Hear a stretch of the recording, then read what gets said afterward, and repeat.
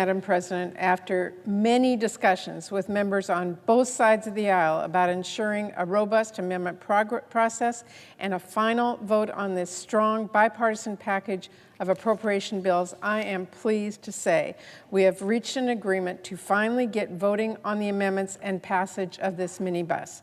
I want to thank everyone who's worked with me and the senior senator from Maine so we can get this process moving again to show the American people this place can actually work. This is so important, especially right now, because over the last few weeks, the American people have seen a lot of chaos and dysfunction in Congress. And it has come at a time when the world needs to see U.S. leadership is still strong because, Madam President, it's not just the American people who are watching Congress right now. Our allies are watching. Our adversaries are watching. We need to show them that we are still able to work together and solve problems and respond effectively to the pressing challenges of this moment. And this is an important opportunity to do just that. By passing this package, we can continue moving on our appropriations process, and we can show that by working together in a bipartisan way, you can actually get things done in a divided Congress. And that's important because there's a lot we absolutely have to get done. There is this first package of appropriations bills, there's the rest of our appropriation bills, and the pressing need to address all sorts of urgent priorities, including supplemental funding, to support our allies in Ukraine, Israel, and Taiwan, to deliver additional disaster relief, address the worsening child care crisis, and more. And getting all of this done is going to require us to put aside our differences and work together. By passing this minibus, we can show that Congress is still capable of doing that, because this spending package is a prime example of what it looks like when Democrats and Republicans come together and focus on solving problems and helping people. It follows the bipartisan debt limit deal. It includes input from members across the country and across the political spectrum. And the bills in this package passed the Appropriations Committee unanimously. In other words, this is a serious bipartisan legislation that can be signed into law.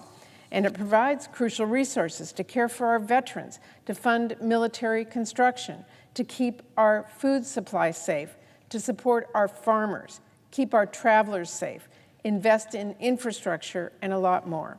We should pass this bill, show we can still focus on solutions, find common ground, and help people like we were all sent here to do. And we can get our appropriations process back on track and continue our return to regular order, which I know so many senators across the aisle and on this side have asked for. To every one of my colleagues who has said we need to move away from massive end-of-year omnibuses, I agree. This is your chance to avoid one. If we don't get this passed, we are giving up a crucial opportunity to make sure the Senate has its voice heard on our nation's spending priorities and make sure we don't find ourselves at the end of the year once again staring down another omnibus.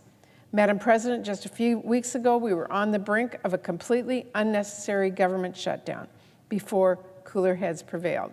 And the lesson from the near shutdown should be clear. Letting the loudest voices on the far right push for damaging cuts, extreme partisan policies, is a road to disaster. Bipartisanship is the only way to get the job done in a divided government. Now, we need to remember the lessons as we continue working to pass our full appropriations bills, support our allies in Ukraine, Israel, and the Indo-Pacific region, shore up our disaster relief funds, and address the child care crisis and more. So let's send a message that Congress can actually work and that we can actually work together.